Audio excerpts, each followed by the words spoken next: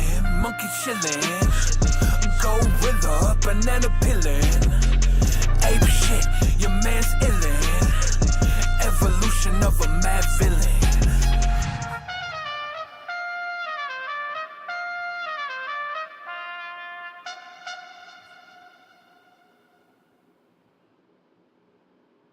Ladies and gentlemen, it's Big Chillin'. I'm Billy the Fridge. We're live in studio with Dirtay. How you doing, Dirtay? What's up, my dog? What's up? I've been wanting to get you in here for a while. I got a lot I want to talk to you about. And then we kind of were supposed to go live a little bit ago. So we've done half a podcast, just chilling in the waiting room. Hey, so that's right. I'm gonna have to bring some stuff back up and then get into it. And then as we're talking, like you're dropping all this stuff that I'm over here Googling. I haven't heard anything about the Jaguar Wright stuff. Oh man, I Googled that. Says Jaguar Wright exposes all. I was trying to find a good expose that wasn't like a YouTube video form, like a list, but she came after Will Smith. Yeah. As long as she don't expose nothing on her, we good. You know. Yeah, I'm trying to think if I've ever done anything that Jaguar Wright knows about. Man, you don't want her to. She's gonna tell it all. Right? She will tell. There's no telling who's telling these days. So how you been? It's been a minute since I've seen you. I think last time we were supposed to see each other was we had a show booked pre-pandemic. Right. We were gonna do Dirt Nasty in Everett. Was it Tony V's? Tony V's. Yeah, Dirt Nasty was coming out. I was looking forward to that, and then the whole world shut down.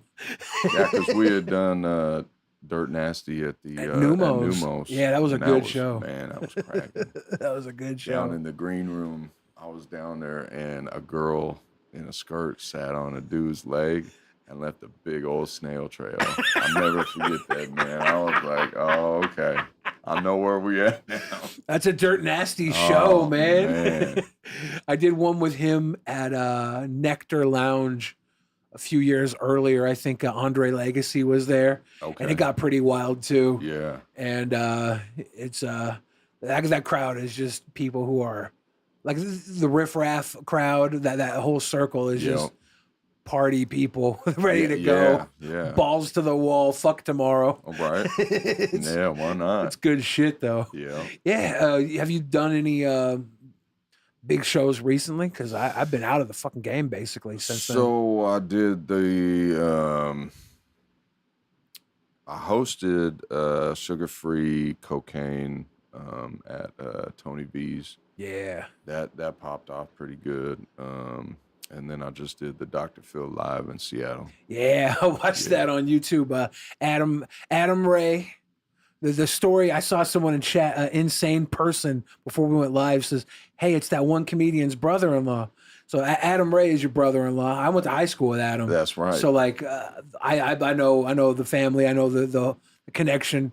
I've been watching forever, so to see you intertangled here when I'm watching Adam Ray on a podcast and he's name dropping his brother-in-law Dirtay, white rapper brother-in-law, okay, yeah.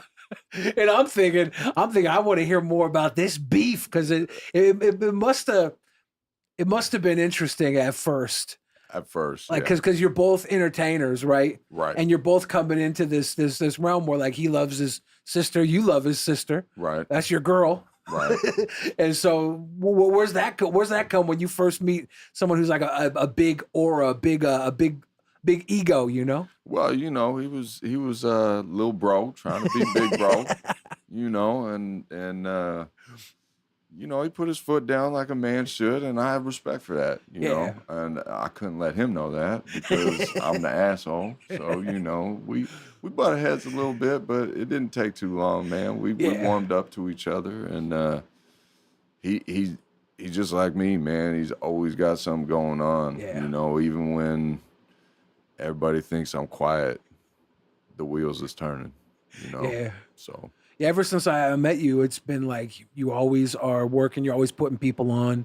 You're always doing the right thing, moving forward, and just working and performing and everything. And I've done a few shows with you, and they've all been bangers. Like you draw a good crowd. You make sure everything is right, and it's always a fun experience. So when I was doing this podcast, there was a few names I had in my head that I wanted to get in. I was like, man, I got to get Dirtay in I appreciate you, brother. Because I know you can shit talk, you can have a good time, you can tell some stories. Yeah, you've been around the block, and you're still making your rounds. So yeah, you know. For those of you, I see KJ Mowing in the chat says EVT. EVT all day right there, baby. Yeah. You know what it is, Bayside. Yeah. Yeah. I am glancing over the chat. Okay. I'm glancing. Okay. If I see anybody talking shit, I'll call them out, and we'll go after them. But let's go. But so far, it's all love. All love, baby. I'm watching. Hey, though. it's even love when we talking shit, man. You know. I was telling you, the homies and I, we used to talk shit about each other because then nothing else could phase us. Yeah. Somebody started talking shit. It's like, the homie said that last week, so you're late, homie. You know, and you get me. It's done. That's kind of like how I got my friend circle. Like my dad was a mean motherfucker. You know, he grew up in this North End area, and he would be fighting people all the time. He would know what to say to somebody to get them to throw the first punch, and then he would whoop the shit out of them. Hey. So he taught me how to like get somebody to like lose their self, you know. That's how right. You go for the throw, go for the find out what's wrong with somebody, what hurts them, hit them, and then end it. That's right. that was the rule. Yeah, you don't have to like me, but you're gonna respect me. Yeah, you know, that's what it is. So like early on, I was all about the shit talk, and it got to a point where I had to catch myself and realize people weren't built like this. Right. Yeah. And that's the next level of learning is like, do you really want to hurt people? Because you can. And then you realize how close most people are to breaking anyways. Right. So many people are on the edge.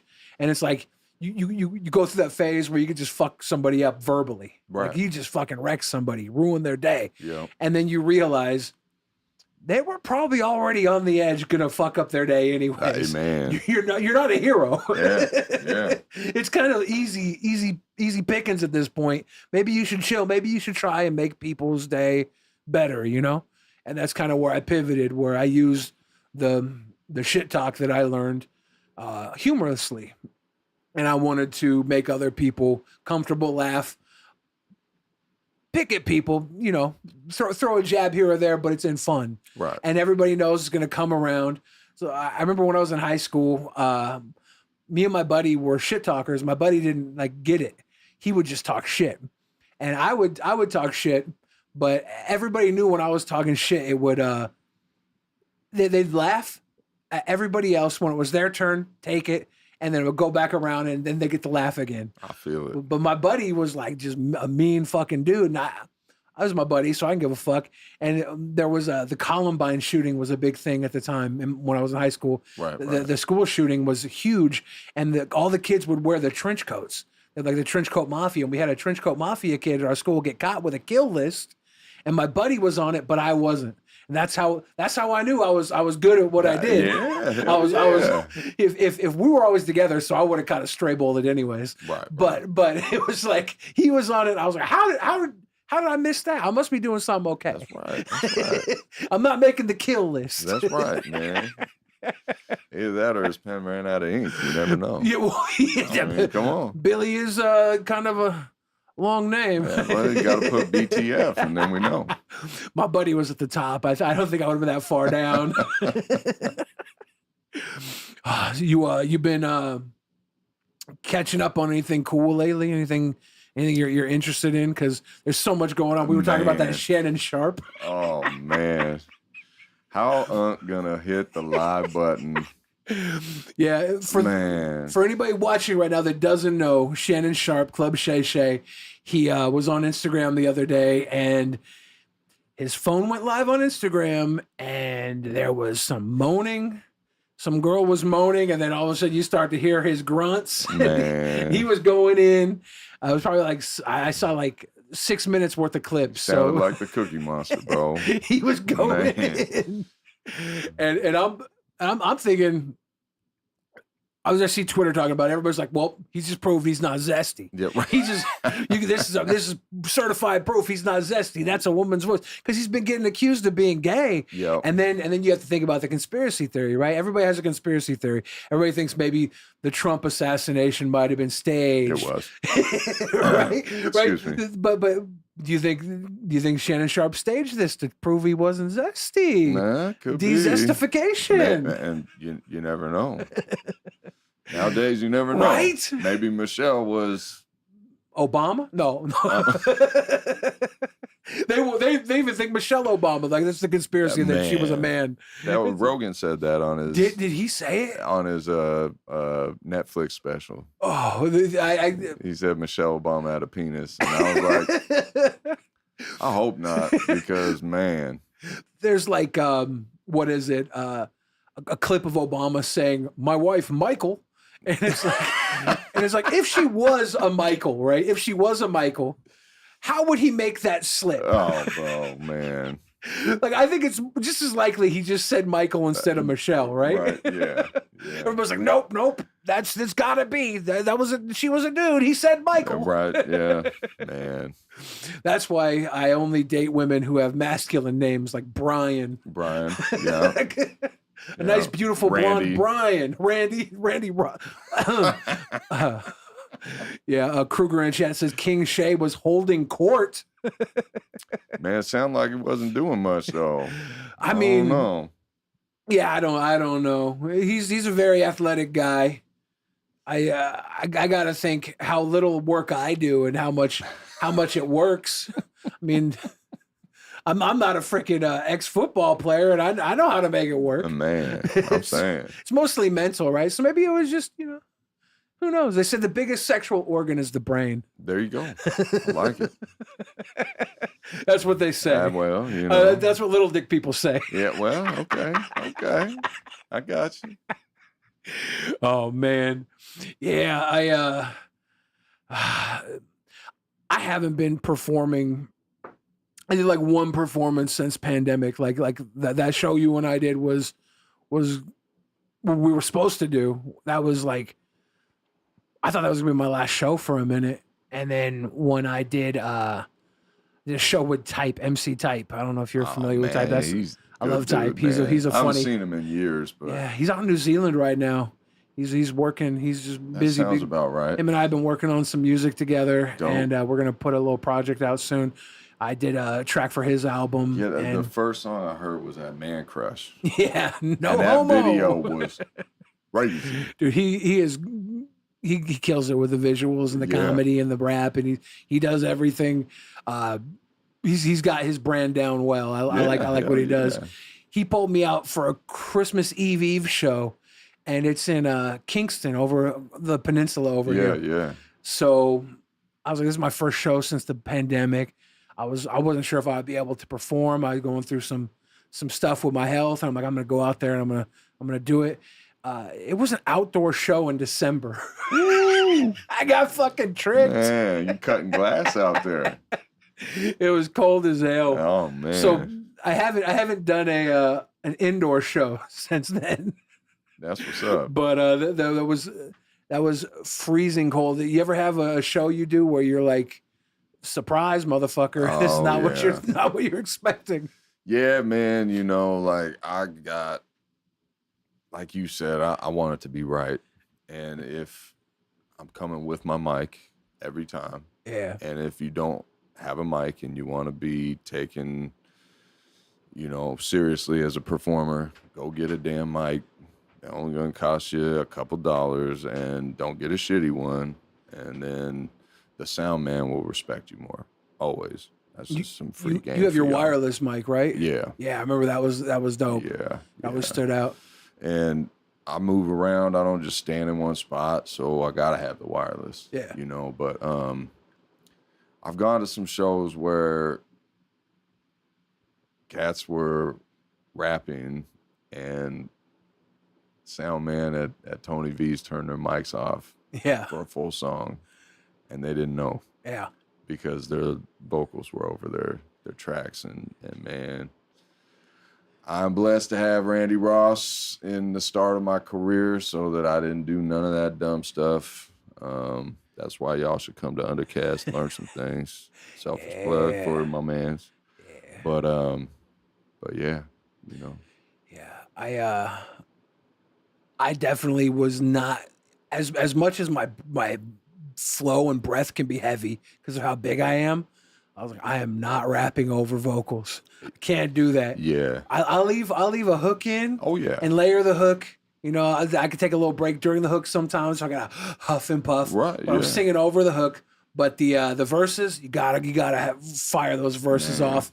And I was surprised how many people didn't do that. Not just locally, but major level people. Man. They are rapping over their fucking CDs, their albums they buy from the store.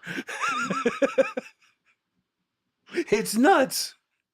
That's the hardest part is meeting people and then you're like, I can't even listen to you anymore. Yeah. I try not to like let the live show affect the recorded music because sometimes fucks me up, bro. I'm an analyzer, man. I'm always studying. I want to learn and do better at my craft and then I see these dudes standing right in the middle of the stage. Look at me, I'm a rapper. Cool, bro. Cool story. Yeah. You've been doing shows for so long. Is there, if you had to like, you already gave the fucking jewel on get yourself a microphone. Right. Don't be taking seriously. Get yourself a microphone. With me, when I go to a show, I go in early. I hang out with the sound guy, and I try and make the sound guy laugh a little bit. Yeah. So always. like just chill and joke, and then he usually takes care of me. Like he usually pays way more attention to me than everybody else because he knows I'm not like cuffing the microphone. I'm not like I got. It looks so cool. It looks so cool. I'm holding it like you know. That's one thing I learned from sound guys. Whenever they tell you something, listen to them because they can fuck with your set.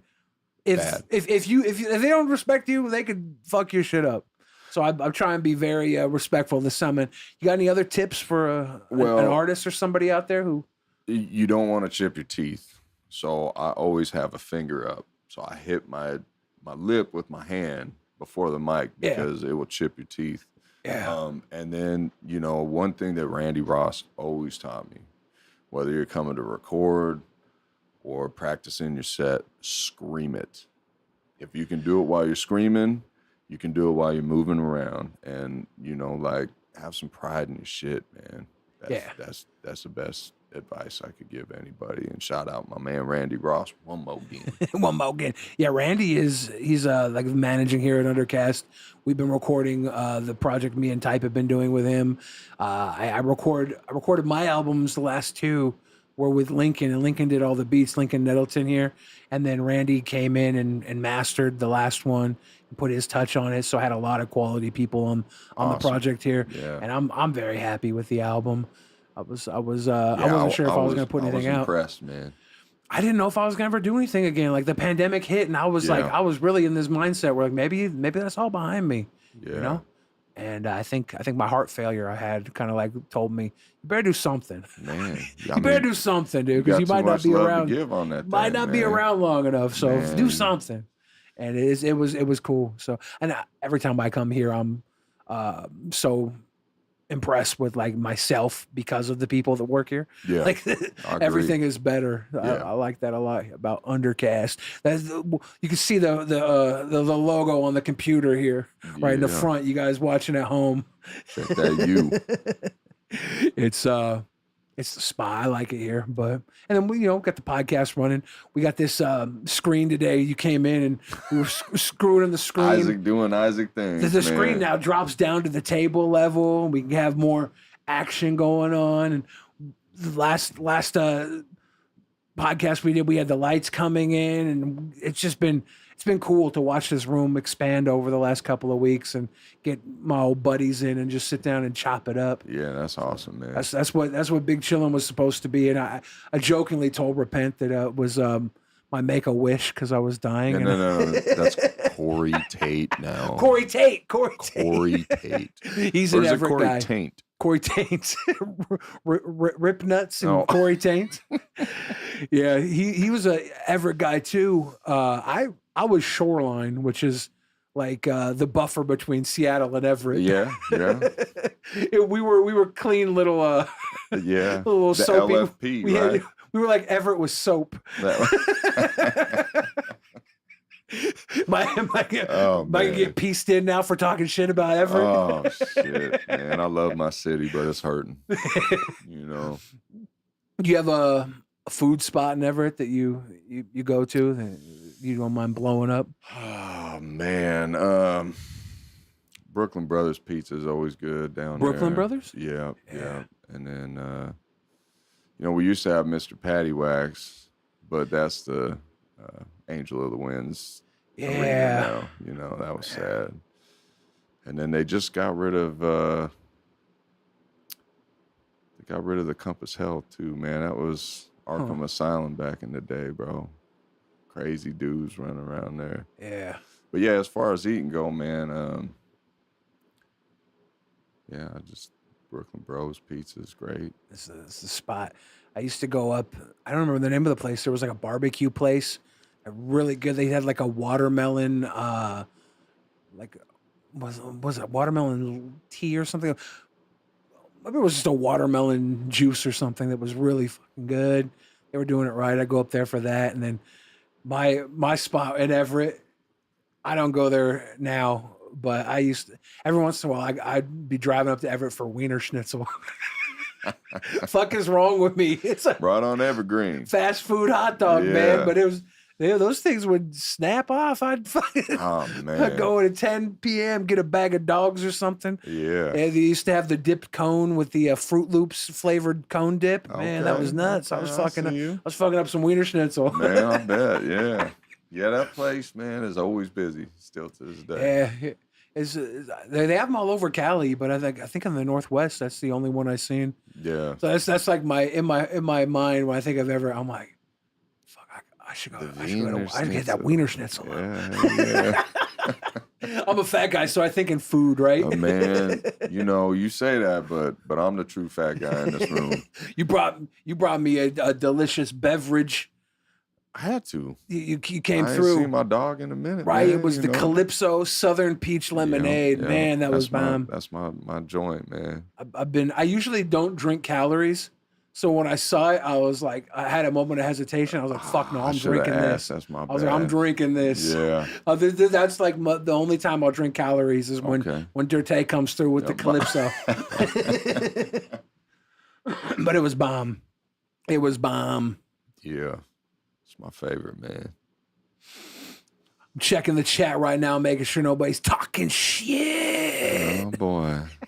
Everybody's having a good time. That's good. What's up, y'all? Yeah. I might figure out a way to talk Isaac into getting a teleprompter so we can read chat together. Yeah, that'd be dope. But also then, if they do talk shit, when someone's in here and they're talking shit, I wonder if that's too much. I had Sam Lachow in here 2 weeks ago, and we were sitting on. I wanted to test out the camera angle if we both sat on one side of the table. Yeah. And he could see the chat, and it was like.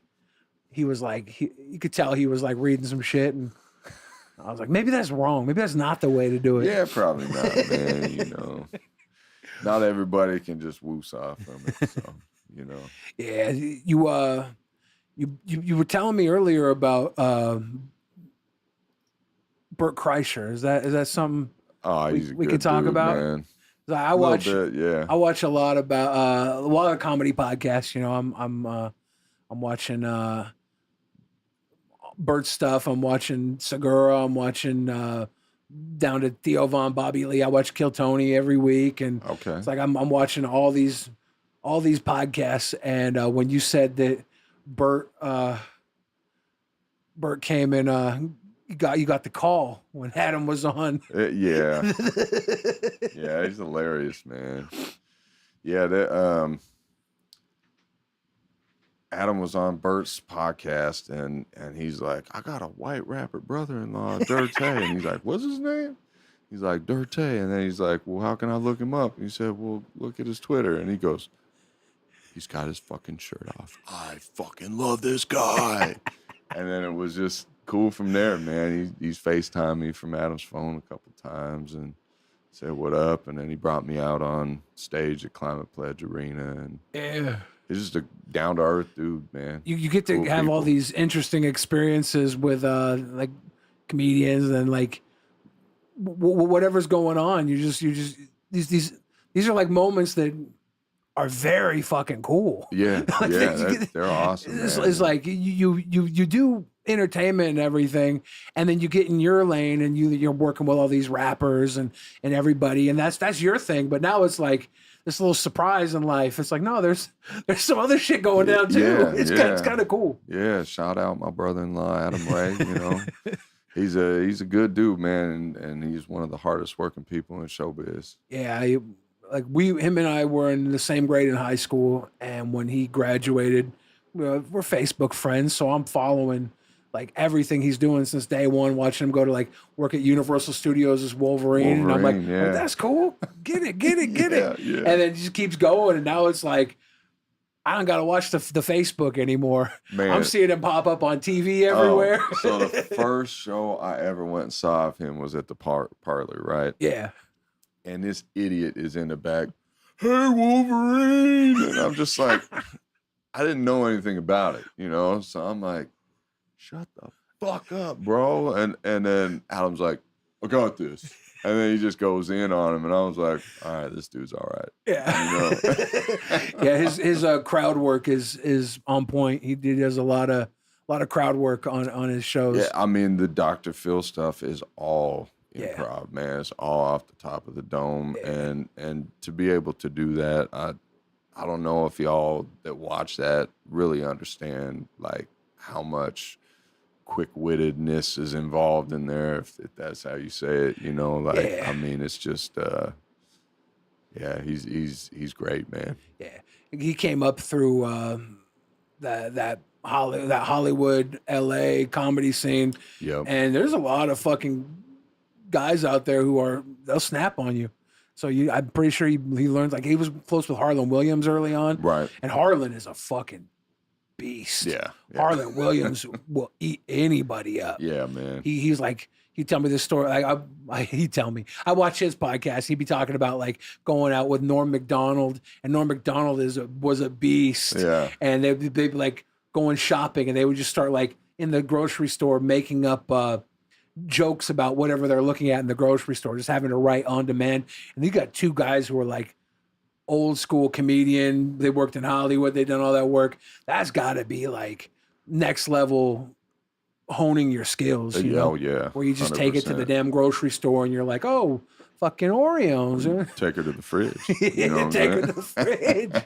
Let's go. Pop this door open. Hit it. Man.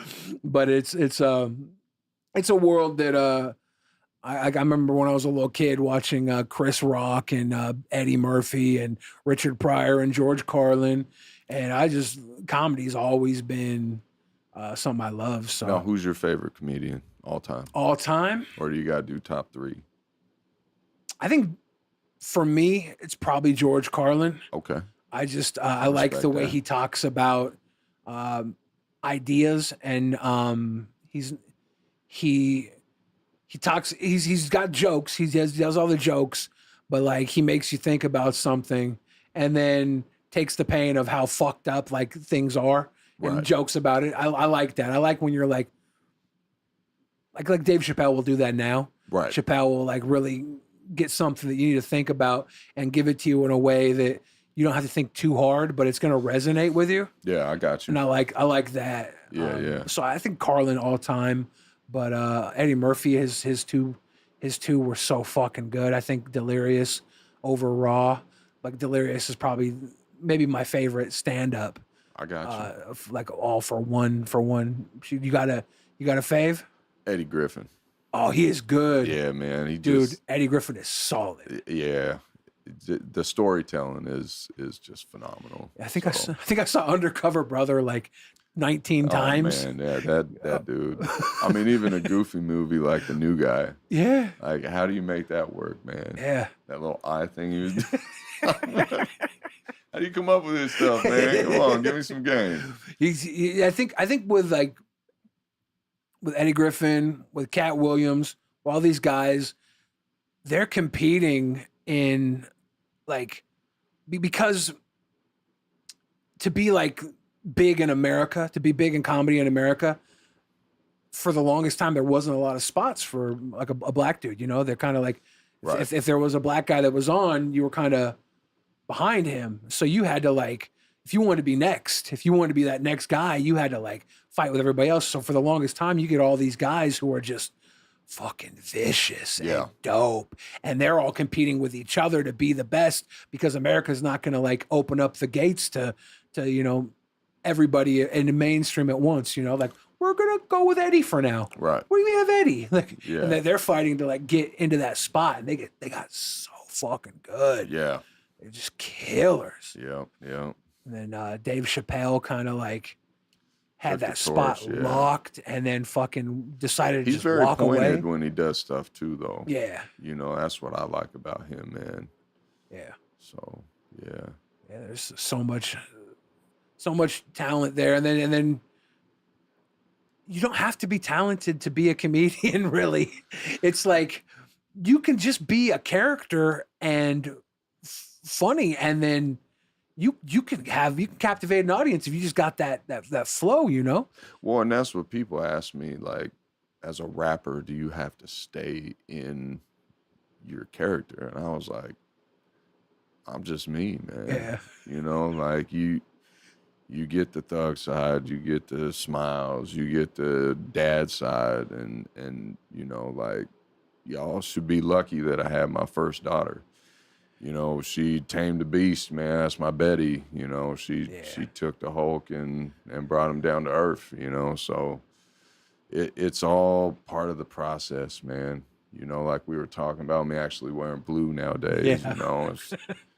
Still got love for my red brothers, but Yeah. I don't bang no more, and I can woosah, and I've always had friends on both sides because I never really believed in that. I think that's kind of the way it is, though, right? Like you don't hold. I don't know what I'm talking about. But from everything I see, like you can be cool with somebody, as Yeah. long as it doesn't interrupt with. I just never like. I'm wanted telling to somebody be else's like, story right now. Billy over here is wearing blue. Right? I'm not supposed to like Billy wearing blue. Well, if you're a real motherfucker, I'm probably gonna fuck with you, man. Yeah. That's just how I've always been. Like the set trip and stuff just never made sense to me. So. Yeah, I think that's like a young mind mentality. The old minds don't really, they don't think that way anymore. Maybe I'm wrong. Well, in Everett we had the naval station. Yeah. And people would come from all over the place, and it was a blessing, man. Like I've never looked at anybody any different because of that, I believe. Yeah. Like obviously racism and stuff is a learned behavior. Kids don't just come out hating people, you know. So like I was very blessed, and my dad was never, hate these people, hate this people. He was just selling his dope and calling it good. That's what he did. So, like I couldn't judge somebody else from the roof I was under. Yeah. And nobody should judge anybody. So I think I was lucky that my dad was very much against all that shit, because I know some people I grew up with who had like little racist dads, and they made them fucking off, you know? And my dad was like, "No, that ain't the way, dude." Right. And he would stand up to people. He would. I learned a lot of honor. So even though my dad, he for a while he did a nice stint as a crackhead. He was like one of the most honorable crackheads of all time. Yeah. And my dad still went to work every day. Yeah, Man, yeah. But I didn't have a room, and I'd wake up to him fighting, and he'd throw somebody on me if there was more than one, and I'm 14 years old and it's go time, Yeah. So, we all have situations that we gotta get past Yeah. and it's what it is, man. It's an interesting path we all take to get Yeah, that's here. right. To get here on an episode of Big Chillin'. That big chilling. What episode is it? How many we at? I think probably around 10 or so. Okay. They haven't been regular just yet. We've been kind of doing them whenever we can get time for people to come in. Right. And I'm gonna go to like a weekly thing or something. I would like to get maybe some regular people in here who are here to like just bullshit and talk. Yeah. And then more rotating guests with like a solid group of regulars maybe. Yeah. So right now we're still in the baby stage. Everything is getting updated and we're getting, every week someone tunes in, there's probably something new. If you look at the first episode I did with Deranged Pit and Boombox Massacre, this room looks totally different. The cameras look different. Shout out to Pit and the Boom, man. Yeah, no, it was me and Pit have had some good times together. We were kind of like brothers from another mother, big dudes, and we've had some moments. And I was like, I want to get him in right off the bat because I know it's just that's my guy. I want to bullshit with him. And we had Boombox come in. It was I put my album out, and he's like the only rapper I put on the album. I just had been away from everything for so long. I didn't reach out to anybody. I just went in the studio. I recorded. Before I knew it, I was done. And I was like, shit. I was like, but that's what it was meant to be. Yeah. And I'm very happy with it. But I definitely want to get more stuff done with other people. That's why it's been cool to work with Type and just get back to making more stuff. It's always in you, right? Like, oh man, the music, the lyrics. I don't know about you, but I'll be walking down the street, somebody will say something. Next thing you know, I got a hook in my head. Yeah,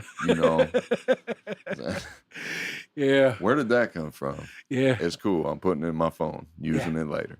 Yeah, I try and put them in my phone, and then I'll fucking I probably got like 100 videos that are just me like with a camera in my face, like do and they never get pulled up again. Nah, I feel it. I always the ones that I end up remembering are the ones that just stick here. Yep. But I record so many and then let them go.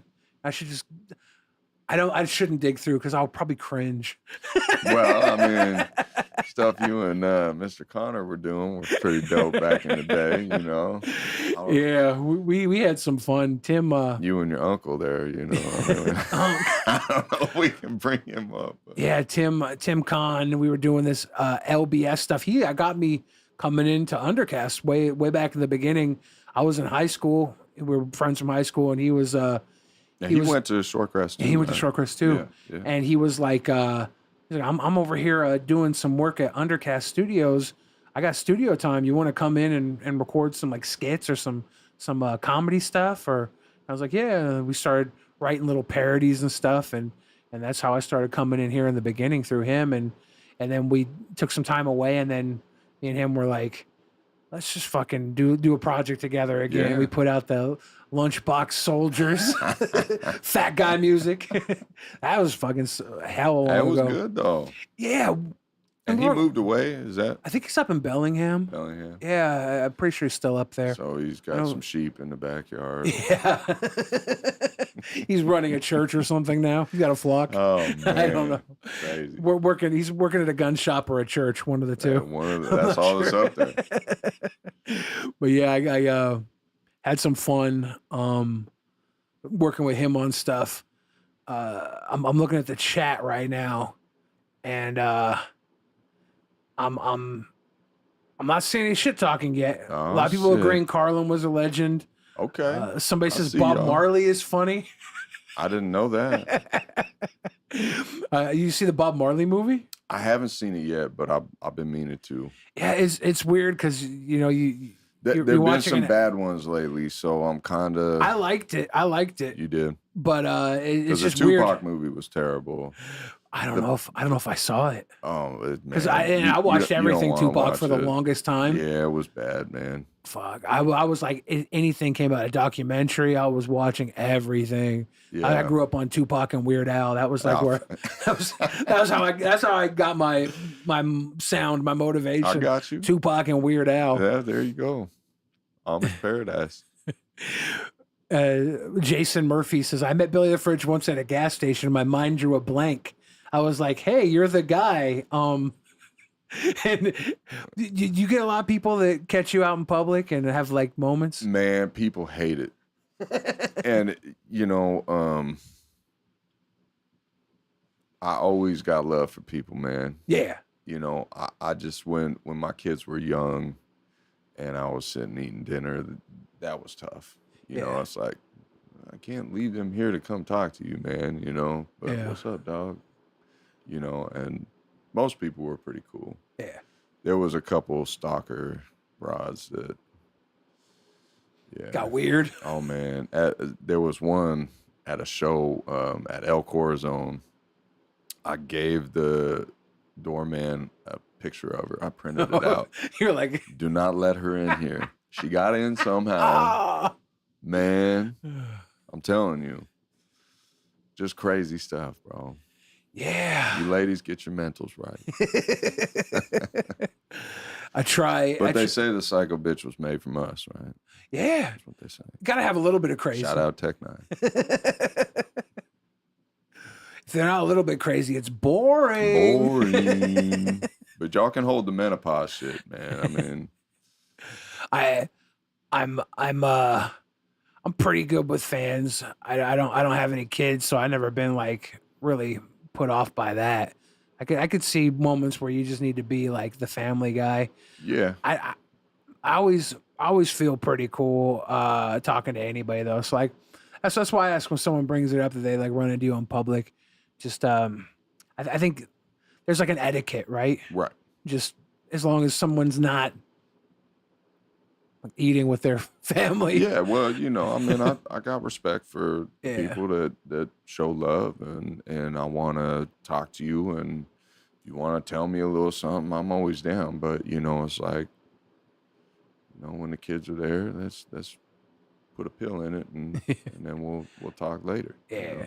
You ever have to deal with somebody who was a little drunk and fucking around and you gotta shut them down? The Coolio show at Nectar Lounge. Yes. Natalie was pregnant with our youngest son, and this guy was like trying to force her to dance with him. Oh. And she kept ducking out, and she was pretty pregnant, man. Yeah. And next thing you know, like Nevaeh Reigns, he was the bouncer, and he came up and he says, "You better go find that man over there and apologize." And he came over to me and said, "I was supposed to apologize to you." I said, "You better apologize to her, because if she gets pissed off, that's when shit goes bad, man." Yeah. So later that night, your boy Grinch had me on some Fireball, and dark liquor goes down, and my fists come up. So we were outside, and he was trying to punk some little kid, and I slapped him, and he went flying. And, and it was, it could have messed up the money at Nectar. So I felt bad, but I didn't feel bad that the little man didn't get bullied. So yeah, no, you were doing good work. I feel like if you are a good person and you have morals and you do right by like your code of ethics and the people around you, do right by people around you, then you become an agent of chaos. Right. And when you have to fuck somebody up, it's for the greater good. Yeah. You're like a karmic justice. Yeah. it's in there. Colossus comes out every once in a while. Every once in a while. I've been in a few situations where I did not feel bad. Yeah. And then I don't think it ruined anything like, business wise, Yeah. Every once in a while, that's the one thing I always worry about, though. Yeah. Because like there's been some dope rappers that have not been able to go back to good venues because of dumb shit, and I didn't want to be that guy. Yeah. So yeah, you try and be a good about business. That's right. You want to have that opportunity. You don't want to have opportunities shut down when you're in a local scene or any scene really. I guess you can get so big where you can start burning bridges. I ain't been there. Man, I mean, one bridge burnt, man, is a terrible thing in my opinion. It's not worth it. Yeah. I'm seeing someone in chat. Sean says, I met Billy the Fridge at a gas station once. I asked for his autograph, and he asked me to buy him 12 packs of batteries and kept mumbling about electrical interfusion. Yeah, dude. I needed those batteries, dude. I needed those batteries. Do you remember that? Yeah, fucking guy okay. got me 8 packs of batteries. No shit. Yeah, I needed 12. So shout out to you, bro. He got you part of the way there. It's all about my electrical interfusion. Yeah, well, little did he know. Had a little orgy going on like old Shay Shay. 1.21 gigawatts. Throw it back to the future. That's right. Oh, I watch a lot of podcasts while I'm doing other things. I always got something running in the background. Do you have like a listening experience or something you do? Is it music still? Is it? Man, I try to keep up with the local scene as much as possible. There's a list floating around. The list? There's a list floating around, and I didn't know most of the people on there, so I tried to get in touch with them, and it's no disrespect to anybody on that list, except for number 50. He's a piece of shit. Scott Elkins, in case you ain't know, the man with one rotten tooth left in his mouth.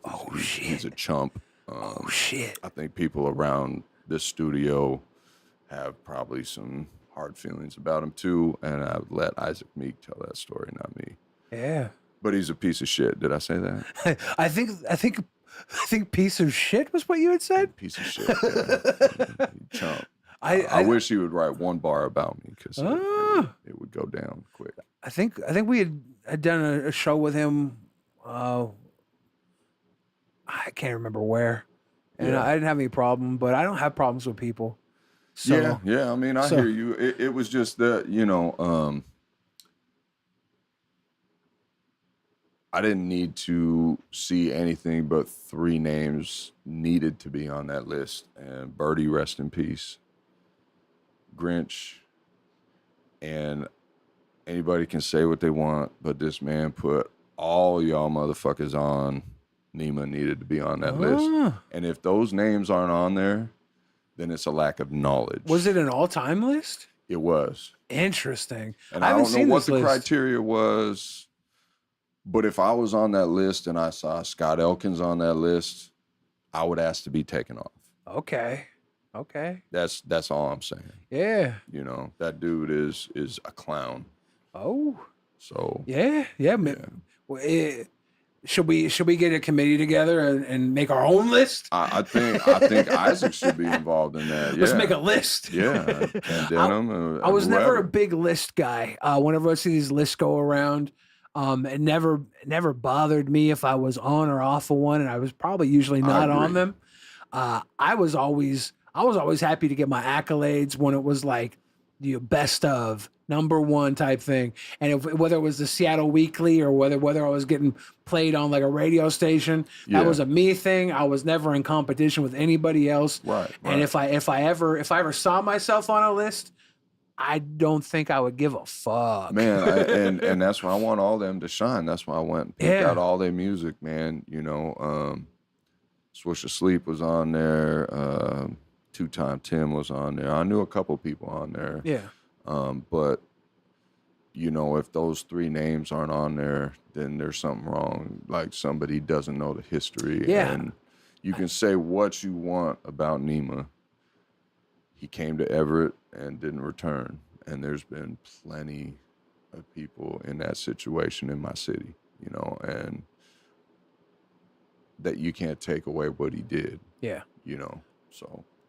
Yeah, with Nima, he was like the guy at Undercast when I started coming to Undercast. I was 17. I was still in high school, and he was the guy that had all his music together and was ready to release first. And I'm seeing like Willie Will, Aquino, True ID, all these guys that were around here, and he was kind of taking taking that first step. And I would go out, me and Tim Connors, we would go out with Nemo and we were selling CDs before his CDs came out. You know, we were Yeah. going to these clubs getting ready to go, and I watched everything go with him. And I for when you see that rise and you see him almost famous, you know, almost make it, and then you don't. That's when you get the first break of like, this shit is hard. Yeah. This is because you see the work he puts in, and then you see it not pan out for all these moments that you think are going to be like the big break, Right. and then when the big breaks get broken, you're like, fuck, Yeah. and you over the years you get more and more of these breaks that get broken, and you start wanting to take less and less risks. You want to do less movements because you're like, I'm tired of getting broken. Yeah. And then at some point you're like, fuck, I gotta get out and get broken again. I feel it, man. You know, it's time to break some shit. Yeah. And you know, I would never in my life stop another man's grind. As you said, I put a lot of people on shows, and I always made sure that they could make money. Yeah. Whether they did or not was on them, because like, you're gonna have to sell tickets if you want to make money, but the money's there. You don't have to pay to get on my shows. Yeah. You know, and I would never do that to somebody. And most of that is because Nima helped take me under his wing. And, you know, there were some goofy moments. Him and Crew got in that little Spinderella fight at the Mariners game, and he slapped Crew across the face and like turned and looked at me and was like, "Did I do all right?" You know, and then he got socked right in the temple. And I was just like, man, is this high school? Like, where are we at? It kind of is, though. Yeah. It kind of is. Yeah. There's not a lot of people out here who are, I don't know, on the grown man shit until they are, and then they're not doing this stuff. Man, I'll tell you, one of the best dudes in this Northwest hip hop scene is my boy Wisdom, man. And he don't get the respect. You know, he's got over 1 million views and plays on Apple Music. And, you know, I don't know what his Spotify stuff was, but he posted that a couple months ago. So it's probably well over that now. And, you know, he should be on that list. Yeah. And Katz is lucky that he ain't a battle rapper. Because, you know, Willie Will, if he wasn't a Christian artist, y'all would be in trouble. Oh yeah, he was always fire. Yeah, we called him Chill back in the day for a reason, you know. So yeah, with me and Undercast, like I didn't want to be a rapper at first. I was coming here doing comedy stuff. I was fucking around doing promo with Nima for shows and promo for all the guys, making like flyers and going out and setting stuff up. I was for a long time. I didn't want to be another white rapper because it was white rapper syndrome was huge after Eminem blew up. Yeah, man. It was everywhere. Kruger in the chat with a super chat. Cheers, brother. Speaking of money, let's show Billy some love. Hey, appreciate it. You guys, I appreciate you guys just sitting here hanging with us. I see Maniac in the chat. What up, Maniac? Maniac's chilling. I see some names from local. I see people from all over the internet in the chat right now. But that's dope. Yeah, Two Tone says, Billy, you ever sold dope? Nah, not really. I used to run. Man, don't let that man lie to you. You got CDs full of dope, y'all. Dude, because I would come to Undercast and there was a lot of musicians coming to Undercast that maybe were selling dope. Yeah. And maybe, allegedly. Yeah. And then because I was from my house where, you know, they were running meth and crack and everything out of my house because my family was doing it. Yeah, right. And so I was, between those two spots, I was the number 2 drug dealer investigated in Shoreline for like 2 years. And they finally, there's a rap song right there. What are you doing? They finally cornered me and my buddy at his house because his mom wanted him out of his house, and he was number 1. And you had a poppy seed muffin, didn't you? I didn't have shit. Come on, man. His mom called the cops on him to get him out of her house. Oh. They know I'm there. They're like, Bill Barry and da-da-da is here. They sent the entire forced all of Shoreline to his house. Oh, They raided man. his house. His mom had a bag of weed. That was all they found.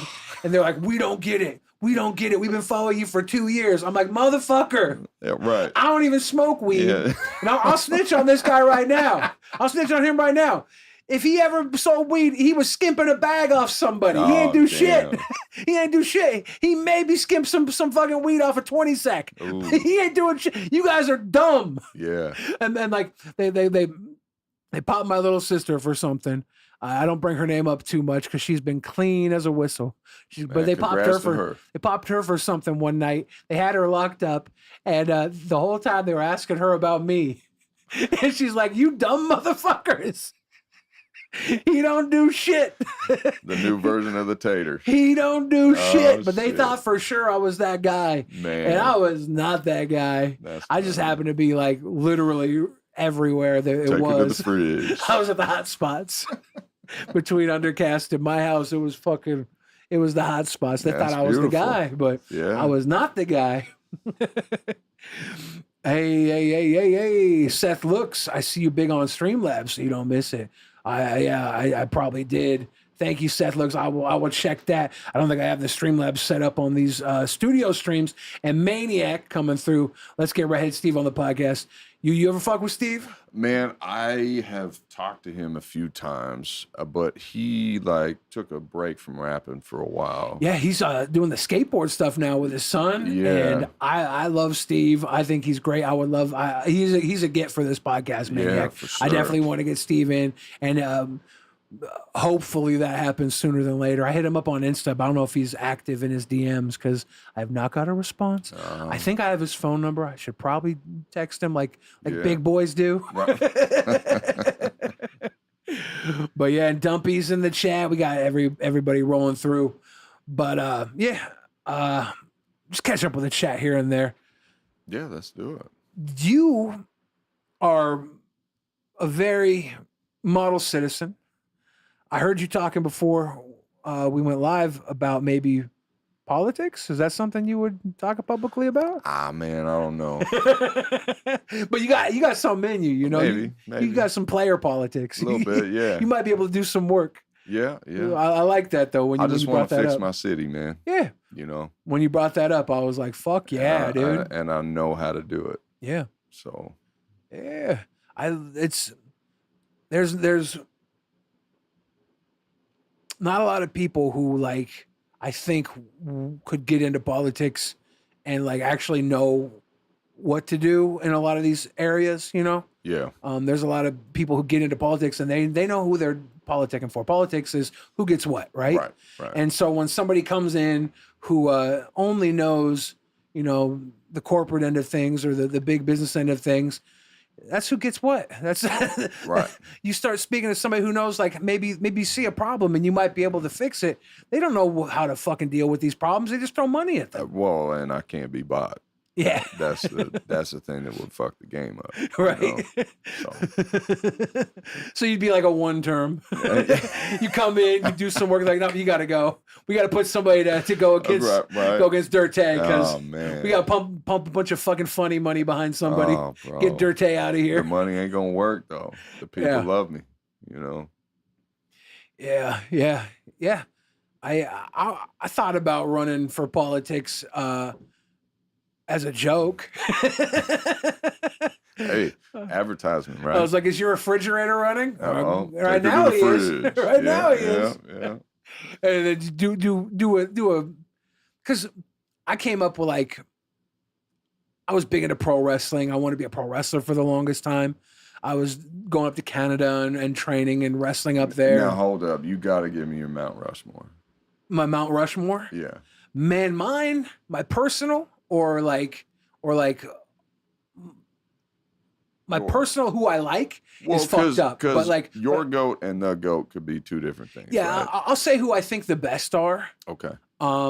If I gotta go 4, I am going Chris Jericho, Shawn Michaels, John Cena, Undertaker. Wow. And I think that's Well, we can't say Hogan anymore. Holy shit. I grew up on Hogan, right? Like Right. when I was a kid, I would have dreams where I was wrestling Hulk Hogan, and I was like a toddler. Yeah. And I was scared as hell, and my mom would come in and save me. Like it was Okay. like reoccurring dreams I of me see. wrestling against Hulk Hogan. Yeah. But like the day I learned wrestling was fake, I was like, I want to do this. Yeah. Because I was a 12-year-old kid. I probably believed in it longer than most kids did.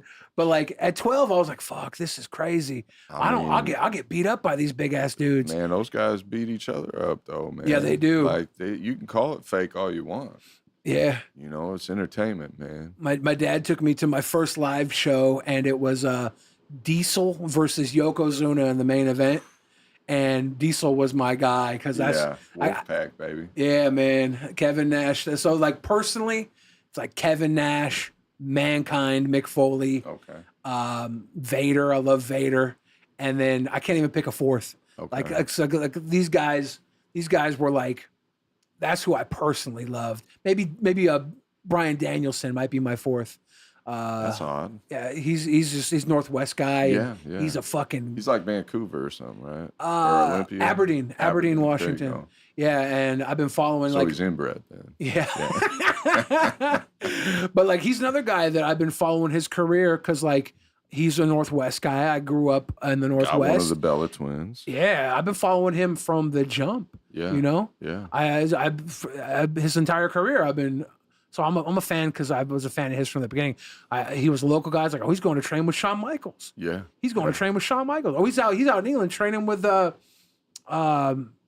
damn it, William Regal. Yeah, William Regal. He's out here training with Regal.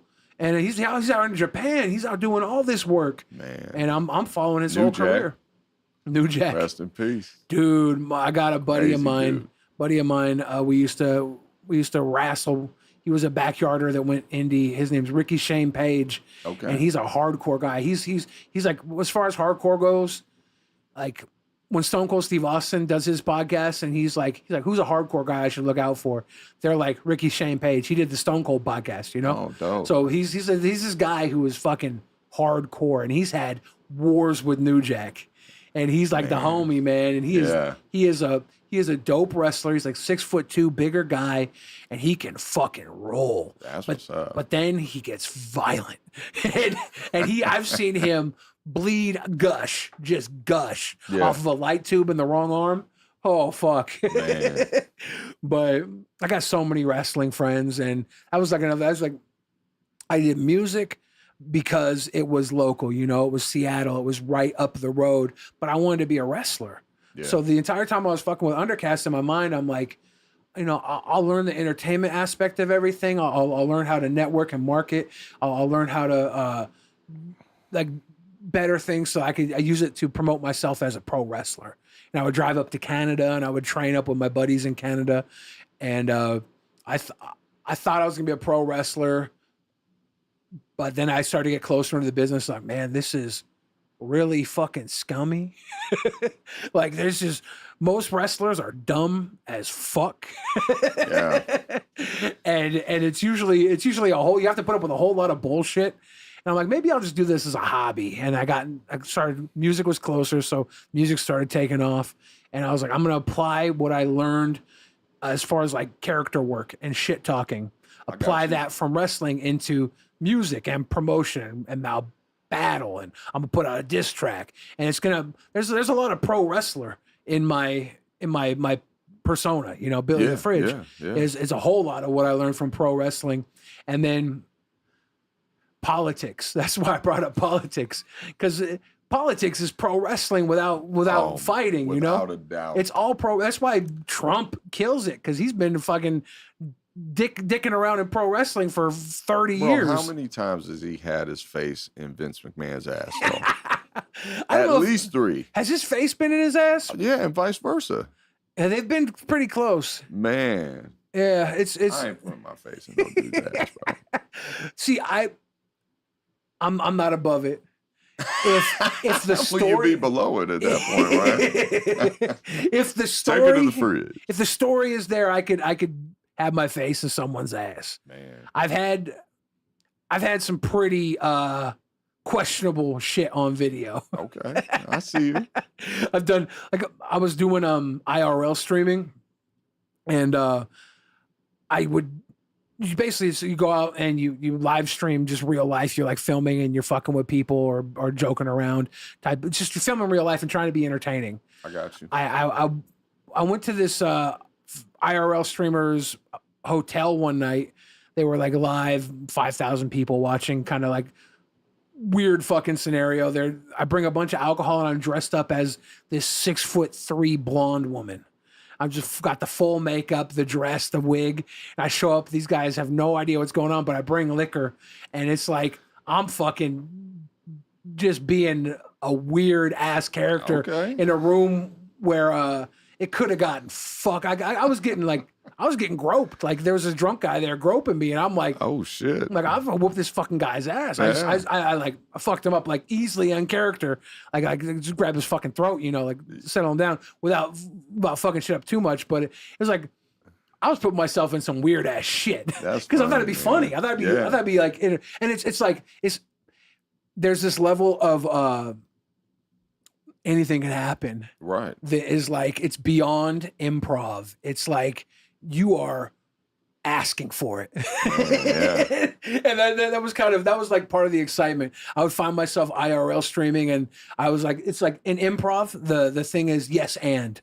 If someone proposes something, you say yes and you say yes to it, and then you add on to it. So that's the secret of improv is you build on something. Yeah. Yes and so I'm in real life and I'm like yes anding, and people are like, hey, you want to come back to our house party? I'm like, yes, and then so I'm going back to these, like I went back to this drunk guy's house with his girl, and his girl was making out with everybody at the bar behind his back. Yeah. We get to his house, she starts trying to make out with me. He comes in, tries to kick me out of his house. I'm holding the webcam in my hand, and I'm having to fucking fight this dude off while holding the web camera and making out with his girl. I try not to. Because she was drunk as fuck, Man. Worst thing you want to do is make out with a drunk girl. I agree. You can't do it. You can't do it. It's bad tact, especially on camera. It's bad tact across the board. But I was on camera, so I'm trying to be like sweet boy, gentleman. My character was like get into fucked up situations, but play as if I'm a sweet boy. I'm a nice guy. Like the guy's like socking me. I'm like, quit socking me, bro. I'm like, okay, have a good night. It's like, I just thought it was funny. And if I ever felt like, for a second, I thought he was going to kill me because he was on this top floor and he had these steep stairs. He was pissed out. His girl was all over me, so he was trying to push me down these stairs. And I'm like, bro, you need to back the fuck up because I had to get serious. You need to back the fuck up. I'll leave, but I'm not going to have you push me down these fucking stairs, right? Right. But I never set the camera down, so I was never really, really worried. I got you. But it was like I'd get myself in situations like that where I was like, I was probably gonna get my ass whooped because there was numbers. It never happened, but it was close. You're asking for it. Yeah. But you're also, like you're not. I'm not out there starting shit. I'm not out there trying to like fuck with somebody's day. But if it comes to me, it's like I'm kind of built for this. I'm kind of built to fuck with somebody. I feel you. Yeah. I was doing that on Capitol Hill and out in Ballard and just getting all these drunks, and it got pretty weird for a while. Did you check in with Grinch before you went to Ballard? Man, I gotta pass. Okay. Grinch gave me the green light. I see you. I'm a Ballard knight. There we go. Oh man! That night it started at you ever go to Golden City in Ballard? No. Okay, so Golden City was this bar and Chinese restaurant, and it was shitty. Wild. It was a shitty bar. You walk in, there's this huge like mural that is questionably pro-slavery, and you're like, damn. What the fuck? You're like, you look at it, you're like, I think this is like pro-slavery painting, but it's like a weird Southern, like it's questionable, man. And so you walk in and the drinks are like cash only, and they have no refrigerator. It's coming out of all the ice is coming out of an igloo bucket in the back. So it's a shitty spot, and Grinch would call it Golden Shitty. Yeah, and they had pool tables, and every time we went there, something fucked up happened every fucking time. Man. So I got my IRL streaming Thanksgiving night. I'm like, I'm going down Thanksgiving Golden City. Yeah. And that's where that shit started. But well, one night I was at Golden City and there was this bar fly and she was wanted me to buy her a drink. So she was like up in my lap and Take her to the fridge. take her to the fridge. She was all up in my shit. And this girl was in her Wendy's outfit, just got off work, the Wendy's down there in Ballard. And she was sitting at the bar and she was like, bitch, he don't wanna fucking buy you a drink. Get the fuck off him. And they start fighting in my lap. Oh, hell yes. I'm That sounds like a great thing. that's just Golden City, Yeah, man. yeah. That's the type of place it is. That shit just happens there.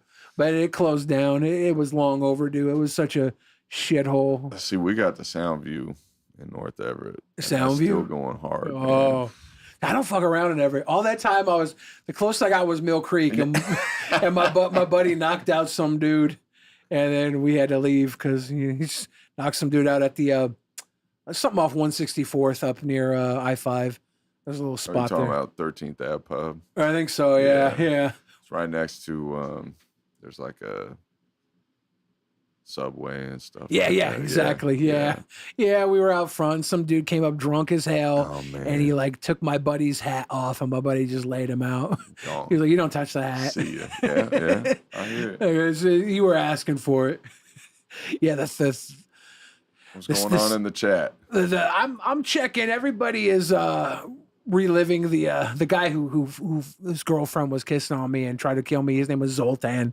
So they're like, let's go get Zoltan. Let's get That Zoltan. may be a new song title. You never know. Or an Zoltan album. was not happy. Oh man, that's It's like the 'cause Zohan. he was he was a very nice guy. He's like, come back to my house. He said, "Mi casa, su casa." So I assumed that meant his girlfriend was. Oh man, It was a funny night. You probably don't get weird like that. You're more of an upstanding gentleman. This is why I could only run for a politician as a joke. I got you. What's the weirdest thing you do? You got anything weird left in you? Like right now, You're too cool. Like you're just a cool guy. Like, most of the time goes to my kids, but Yeah. I get a little weird every once in a while. What's something weird you still do? Still do. I play softball, man, Yeah. and I knew it'd be something cool. I'm a competitive dude. Yeah. I still play basketball, but I was a good baseball player and stuff, so I had to keep it going. You said they're gonna draft you, right? No, no, I got in too much trouble when I was a kid to even have a shot, but Yeah. that's how that goes. Yeah. They wouldn't even draft me in the military, brother. No, you're sure you can have draft beer. Man, yeah, I don't drink, man, but Yeah. 19 years clean off of the other stuff. So Yeah. yeah, You were talking about the fireball with Grinch. man. And I was just thinking about I'm all glad those. he's sober, bro, because that man was Man. wild. Yeah, when him and I started getting together with the Angry Orchard and Fireball combos. Oh man, I was always like, "There's Grinch." Oh fuck, he's already got 2 shots, man. Yeah, that He was was always nutty. fun though, man. Oh, He never got like that. He was always happy-go-lucky. Yeah. So I've always enjoyed time with Grinch. Yeah, he's one of those guys that I'm very, very happy I met, and just always been just a good dude. There's just a lot of good people you meet when you do cool shit. Yeah. And I think that's a blessing when I don't know what. I don't meet people that don't do cool shit anymore. Yeah. Yeah. So I feel like I'm super lucky. The people I meet in life are all pretty fucking impressive people, Yeah, me, Grinch, and Wisdom got a new joint coming out here in the next couple weeks. Yeah. So, yeah. Yeah, that's who's going to release it? What platform? Is it going to be on yours It's or gonna be on everything. on Yeah, everything? It's on mine. under your? Okay, cool. Yeah. Yeah. Yeah, we'll get the Dirtay on everything and Yeah. Grinch and Wisdom. I wonder how many songs Wisdom and Grinch have done together. Because I Oh swear, man, it's too many. I swear, That's like every once in a Evan while they and dust Royce, one off. man. Yeah. You know, and they battle each other hard. I gotta write my ass off on this song, bro. Like, you know, Razor's Edge style, baby. Yeah, what's your writing process like now? Where do you go when you want to get some? So I have a good shit studio out? in my house. Yeah. But what I like to do is record a hook, and then I'll just freestyle and play with different cadences, because I don't like, if you sound the same on every song, man, see ya. Yeah. Like I you know, boring rappers bore me. Yeah. And you know, I don't rap for rappers. I make songs. People like the songs. And if a rapper's not standing in front of me, I got plenty of fans that are. Right. You know, so I don't care if a rapper doesn't like my style. Yeah. There's this rapping about rap thing that a lot of rappers do, Man. and I'm like, I'm the illest, yo. I guess that's cool. I guess that's, Yeah. but I could never think of rapping about rap unless I'm throwing in something really fucking greasy, you know? I gotta get, if I'm doing that, I'm doing that with something extra. Now, And, me, Aeon, Corey's Taint, and Chris Kemp did a song, and we were talking about the list. So that's kind of rappers rapping about rappers. But yeah, well, that's it's different. called That's Air It Out. It's yeah. on all platforms right now under Aeon. Air It Out under Aeon, and that's going in. Oh yeah, Because that's not rapping about rap is one thing. Rapping about rappers, that's we didn't call out any names, but you know, the idea, just the whole idea of where that list, yeah, you know, was at is you know, crumple it up, let's get a retry. You know? Yeah. I think rapping about mentalities is a good subject matter. You know, Yeah, because it's just, you know, when you're like, this is the dopest flow, and it's like the super fire flow, and you're like, okay, do it, Bro. surprise me with something, give me something new. So everyone told me that J. Cole was this dope artist, right? And then I go to Summer Jam when they were still having it at the Gorge, and this dude leaned against a bar stool and rapped, and I fell asleep, man. It was the worst performance I've ever seen in my life. Damn. And then I hear his songs, and it's like, yeah, bro, you can rap, but your shit is boring, man. Yeah. And Nas fell in that category for me too. Dude can rap. I never say that they can't rap, but if your shit's boring, man, the baby, same flow every song. Yeah. See you, bro. You ain't getting no play from me. But again, rappers rapping about rappers, he don't have to care that I don't like his stuff. He gets plenty of views other ways. Yeah. But just for me, you know, like Tech Nine to me, he's a great artist. Always switching up the patterns, you know, and that keeps people engaged, and he stays on topic probably better than anybody in the game. You know, well, probably him and Eminem. He'll be on topic, and you can't even follow half the time because he's fucking ripping it so hard. Oh, man, yeah. You're like, let's play that one back. Right. That's impressive. Yeah, I agree. Tech is one of those guys that is just like you said, him and Eminem.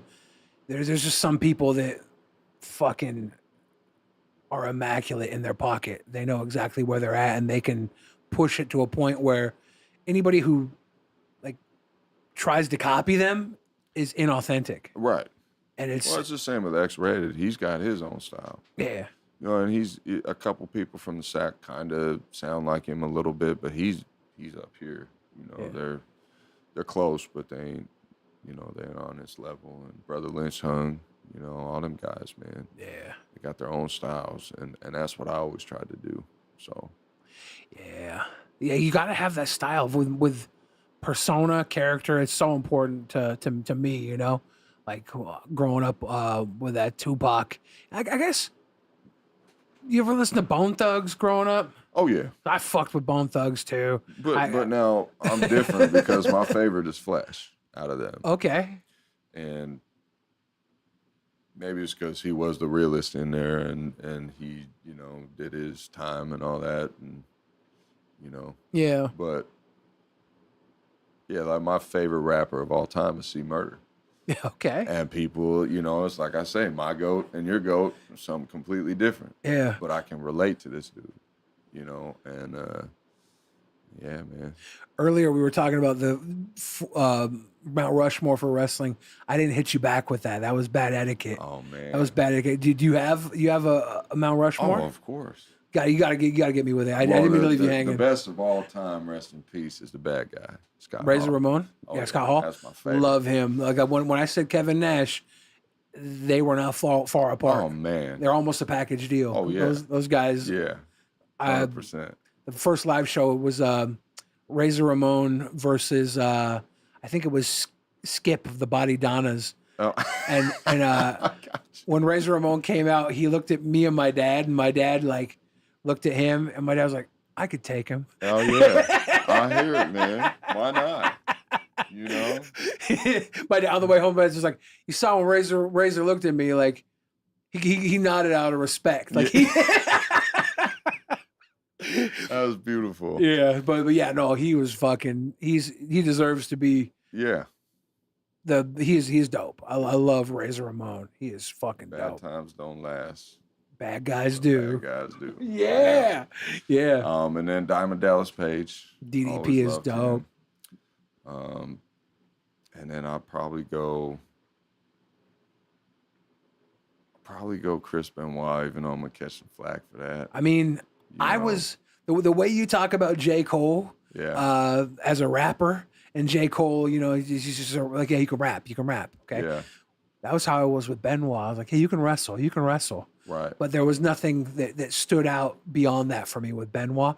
I respect him. Yeah. As a wrestler. Right. You can't deny that.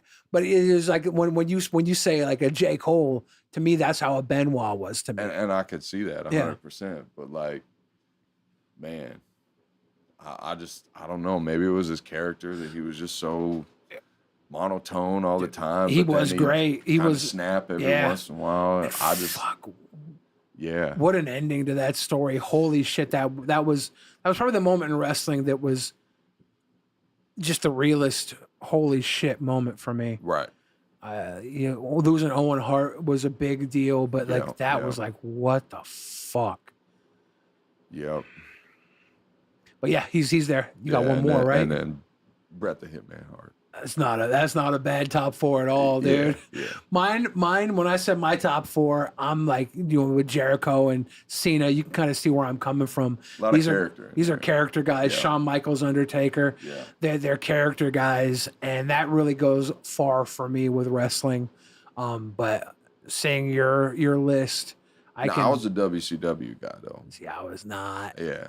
I was WWF. Of course, when Nash and Hall went to WCW, I was there because those were my guys. Right. I was 100% watching both shows every night, recording both shows on VHS every night, watching them throughout the week, and then they start doing Thursday night shows. I'm recording those and rewatching those. I was recording everything and rewatching. And then you get a Saturday every once in a while. Yep, I was everything I could get wrestling wise. I go to Suncoast Video and buy Japanese wrestling tapes and start watching that because I was trying to learn this is before the internet was popping, you know? Yeah. So I was trying to get everything I could and just absorb that media. I thought for sure I was going to be WWE champion one day, Could have been. I could have. I could have. Like I got that size. Yeah. I got the know-how. I didn't apply myself where I needed to. I got into music, and that was another outlet for me. Now, do you consider like a Lex Luger on that same Chris Benoit tip kind of boring? Yeah, I always found him kind of boring. Yeah. He was a body. So I thought they were about the same. Yeah. But he was just a little more boring to me.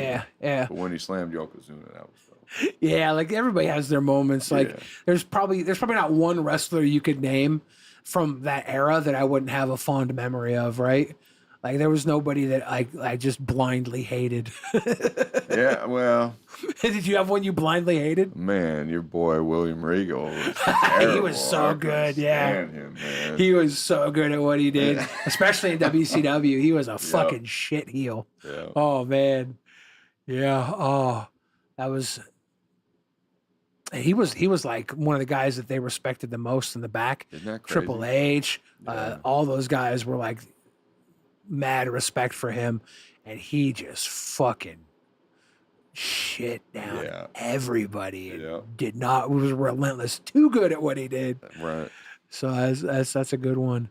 I'm trying to think of like one wrestler that I watched that ever got over on me like that. I think I always watched with like the mind of like I want to do this. So like I'm breaking down. If I see someone like Regal do that, I'm like, okay, You analyze. yeah. Yeah. So I can't like it never got me. I think that's why I like guys like Kevin Nash, because he barely did any fucking moves Right. and he got over. Yeah. And in my mind, I'm like, he is just all smoothness, All right. all charisma, Well, you got a Magic size. Mike, man. I mean, yeah, come he's running around shaking dick with Channing Tatum. on. Oh, bro.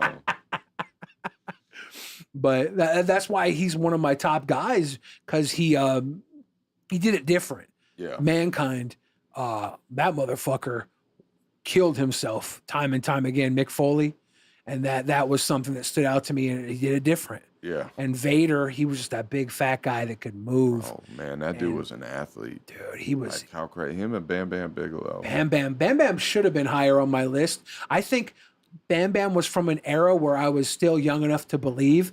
So I think he bad guyed me when I was a little so many kid. guys back then. Yeah. You know. Yeah. Bam Bam was one of the Bam Bam versus Lawrence Taylor at WrestleMania. Man. That was back before when I still thought wrestling was real. Yeah. He was a bad guy to me, so I who didn't was love on him. more coke that day though. Fuck. You know there was mountains of cocaine Oh, every WrestleMania. They were just skiing. They were just What's up in the skiing. chat, Bill? Everybody's just laughing. Too sweet, and we got a too sweet in the chat. Oh, I like that. Too sweet. Yeah. What about the Miz? He was on, dude. Miz. I don't know if you watch wrestling these days. Miz, real world MTV guy. Yeah. He is good at what he does.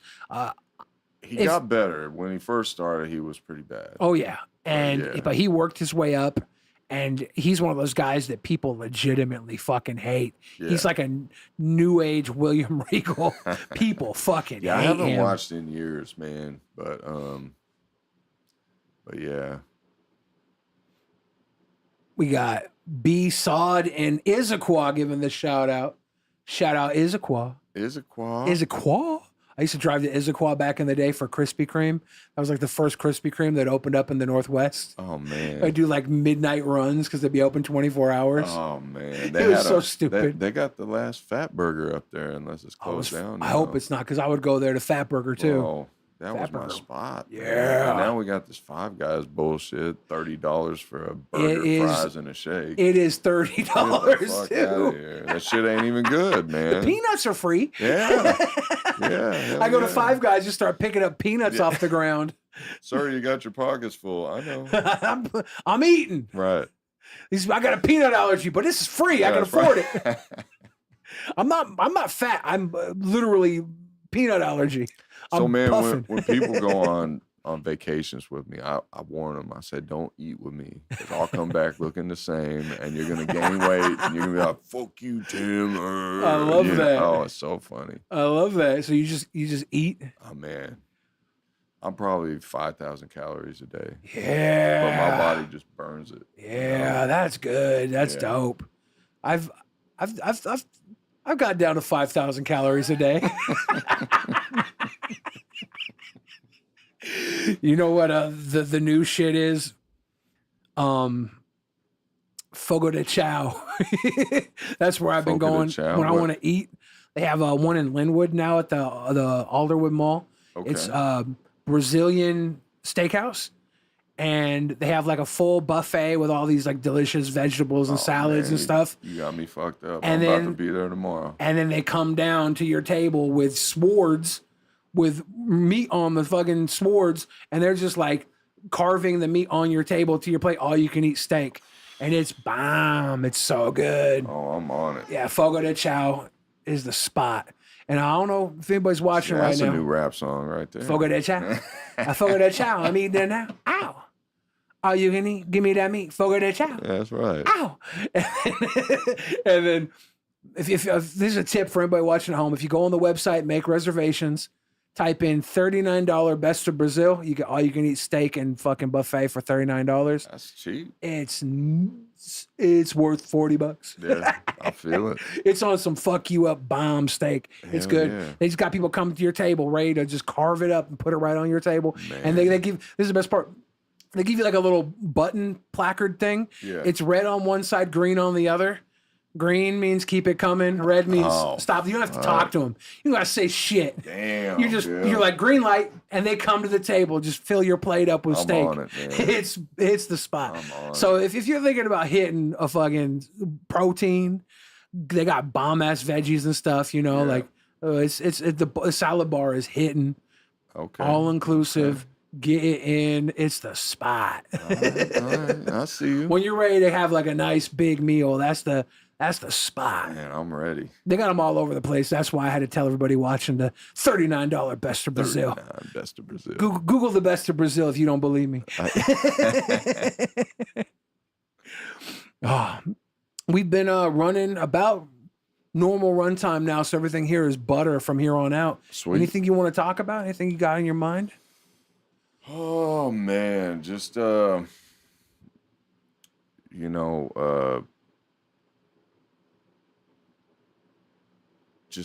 the homies, man. You know, like I've been seeing Aeon work, Chris Kemp work. Chris Kemp's dope too, man. He's always been tight. Yeah, I wish he still went by Cash, but that's another, Cash Klepto. Oh man, but just life, man. What's good with you? Yeah, I've been doing podcast stuff like crazy. I got a few other podcasts I'm a part of. This one I wanted to bring back and just get a live thing, get the homies in, have a space to talk some shit.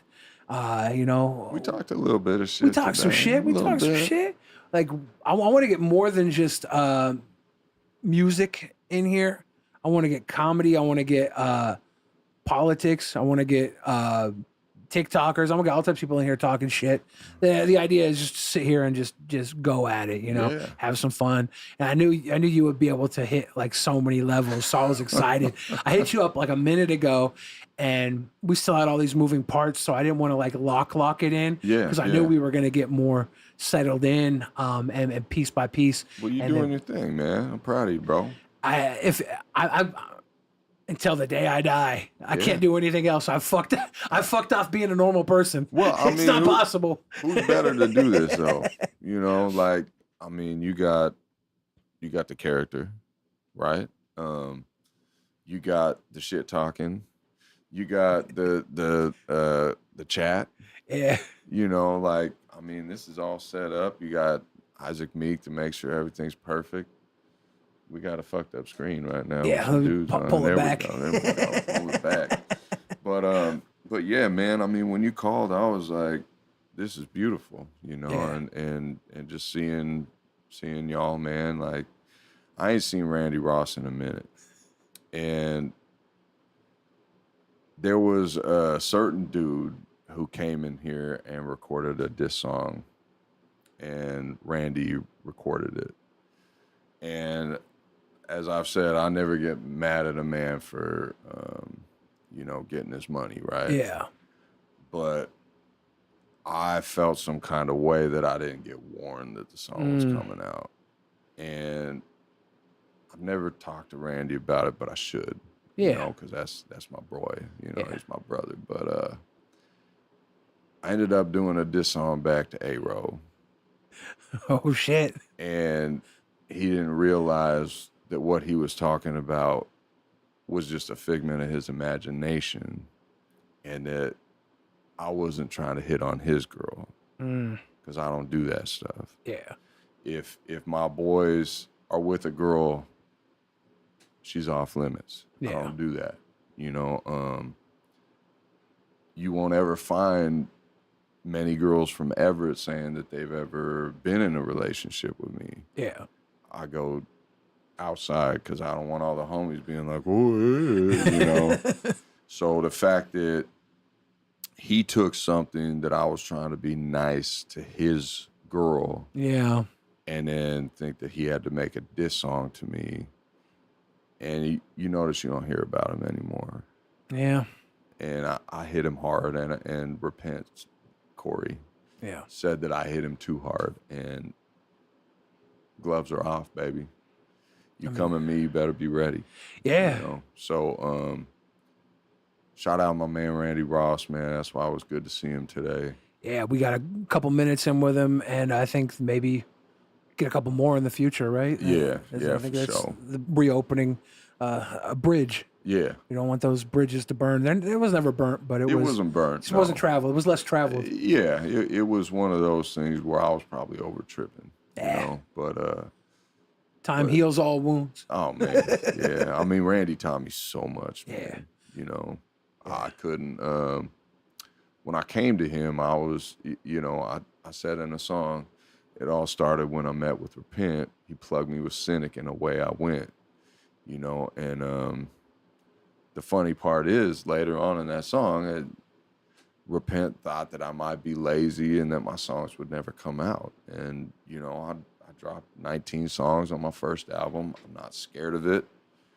The bar structures weren't as good as they are now, but it will stay up because people can see growth. And they were good songs, man. Yeah. And there was a lot of stuff in content in those joints. And, I started getting better and better and better. And then, it was Randy saying, hey, man, you got to say it like this, or you got to, fix this bar because you're doing a triple here. And, then we make songs that just pop, and Randy is the best beat maker in this state. D-Saint's a close two. But he can make so many different styles, man. Yeah. I mean, he's just nasty with it. And we had a good thing going, man. And that's why it was great to see him. Yeah. So. I'm happy that could be the first foot back in because it's I need to see you anyways. We had every time I've ever been around you, it's been positive vibes, and I follow you. I follow all the homies online, Yeah. But I've been away from everything, and this podcast 100% was me opening up doors to people that I miss, So Yeah. I appreciate you. Yeah. Appreciate you here now and in the future. We've been talking about doing a song together for a long time. Oh man, they ain't ready.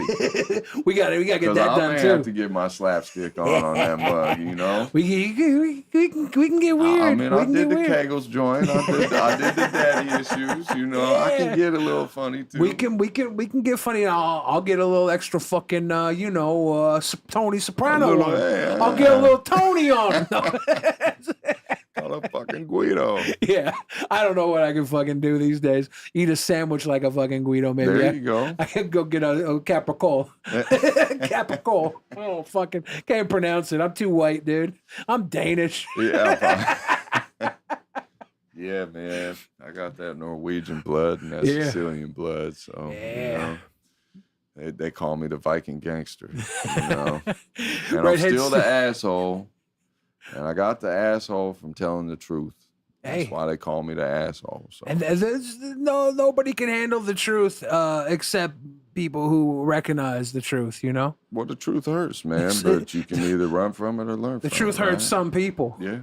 But real recognize real. That's how it goes. Yeah. Truth don't hurt people who are fucking clean and truthful, That's right. So let them bleed. Let them fucking bleed. Yeah, I'm all for it. Let's cleanse these motherfuckers. And did I say fuck Scott Elkins? I think. Maybe. Let me look. There's another clown, bro. We're clowning. His name's Bubba Kush. Bubba Kush. You probably wouldn't recognize this clown. Yeah, I don't. This dude was all on my jockstrap, bro. Yeah. And this dude wanted to bring Dub C out. Hmm. He told me a number, and I was like, give me a second. I told him I could get him for half the price. This dude somehow gets it in his head that I was saying I would pay for half the show. No. Never showed me a contract. I'm not Boo Boo the Fool. You could tell me Billy the Fridge is 10 grand. That don't mean I'm paying 5 of that. Right. Unless I see something. Yeah. Right? Yeah. You know, so he runs and he starts getting his little white privilege on right before the show, right? I need this, and I'm not coming now, bro. Yeah. I'm not going to tell people that you did any wrong, but I'm going to tell my people I won't be there. Yeah. Still go see Dub C. Yeah. I didn't wreck his money at all. This fool tried to say that I didn't show up with half the money. Tried to tell Tony V all this shit, man, and still runs his dick sucker to this day. Still. Shit. And then the homie Insidious Flow took him on a little tour, right? Insidious Flow jacked me, blah, blah, blah. So everybody's jacking you. You're taking L's left and right, dog. Yeah. What the fuck are you doing in this game? I think if someone did jack me, I don't know if I would say anything about it. Like, for real. I'm either trying to recoup yeah. or I'm fucking you up. There's two solutions to that situation, right? So this clown, man, you know, he talking shit about everybody. And, you know, it's like, shut the fuck up, bro. If you got bars, lay them down. If not, we can throw down too. We could get in a ring and you could try to tell me what you got. Yeah. We could put the money up for charity and I will whoop your ass in front of everybody. You know, like, and that's just the way it is, dog. Yeah. Don't try to put a jacket on me that I ain't gonna wear. Because I'm a fat guy in a little coat. You dig? You know what I'm saying? So, guns, so as I look in the motherfucking, in the camera, Scott Elkins, Bubba Kush, y'all some bitch ass hoes. You dig? And that's where I'm at. Well, I'm glad we got the Mount Rushmore and the sewer. The local sewer in too. Man. God damn it. For the record, if you're watching, I don't care enough about you guys to have any opinion on you. But it's not against you. I am lazy. I'm old. You know, I stopped caring. I told Scott Elkins I was going to steal that last rotten tooth out of his mouth and wear it as a necklace until it dissolved. Oh, shit. And he went and told this big dude, Eric Jackson. And Eric called me and he's like, hey, what's going on, man? I heard you said something to Scott. Yeah, I did. Well, you're not going to deny it? Fuck that clown and fuck you. Who the fuck are you? You know? Well, okay. And that was it. Oh, shit. So your bodyguard wasn't going to help you. Run, bitch. Run. You know what I'm saying? I think, you know, peace and love. Hey, sometimes guys got to sit this one out, my man. You dig? You know. Nah, it's hopefully, you know, people who do you wrong don't have access to you long enough to do it again, right? That's my thing. Yeah. If you're burnt, you're done. Yeah. And yeah. That's my thing, you know, like two legit dudes in this game and you saying that this and that and tours don't always go your way, man. Yeah. You got good shows, you got bad shows. Insidious Flow set up a studio session where they could have got paid for features. Bubba said, oh, I can't write that fast. Then don't go on tour, dog. Yeah. You know, some people like to just sit there and write a verse in 2-3 days. That's cool, bro. Do you? Yeah. But check this out. Me, Chris Kemp, you know, Repent, all these Grinch, Wisdom, them motherfuckers is getting done. Mike G, like Billy the Fridge, them verses is getting done. If I'm on the road, I'm making money, bro. Yeah, if someone puts money in my face, I don't need a pen and paper. Shit. I'll vomit 16 out for the money. You'll love it. Yeah. You'll love it. It might take me a few takes. Cause I might get hungry again. You know, I'm eating, Shit. dude. If you ever got some money in front of me and a microphone, you just don't worry. I'll get you something. That's I got right. you 16. That's right. Dirtay, my friend, I would love to have you back again. Whenever you soon. need, baby. Hell yeah. We will talk. And maybe I could budget some caloric time for Fogo with you too. Yeah. we go hit that Fogo one man. day. I'm down. Down. All right, brother. This is one time for the camera where send people to find you. Just search up Dirtay or Dirtay 425. Go Hawks. Go Hawks. Go Mariners. They still got a little bit of a chance. Man. Wisdom, man, it's Wisdom's fault, bro. I fell off on the Mariners, and then he was like, bro, we need to back them like we back the Seahawks. And now I talk to Wisdom all the time, and it's a beautiful thing. But, yeah. I stopped letting them break my heart in 2001. The Sonics, when they left, I was like, no more NBA. Can't do it. For real. Can't do it. Fuck and LeBron James, man. That dude's a flop. Then it took me like right until the Seahawks were in the Super Bowl for me to be like, okay, I love this. Right. Like right before, like it was like it was the playoffs, and I was like, okay, I'm back in again. Because when I was a kid, it was hard growing up in Seattle being a sports fan. The jerseys were dope. Oh yeah. But see, back then I couldn't wear them. So now I can. So now I'm riding, motherfucker. Yeah, you should. If only you grew up in Chicago. Man. Everett's a crazy little town, man. Yeah. I'm gonna tell everybody one time at Billy the Fridge on Twitter, Instagram, and all those Billy the spots. Fridge. Billy the Fridge. Take her to the fridge. And you've been big chilling with Dirtay. Billy the Fridge, thank you again, brother. And we'll do this again soon and maybe find some steak or something before too damn long. And we might talk some more shit. It's a little bit of shit. Just a wee bit of shit. My dog. All right. Thank you guys for watching.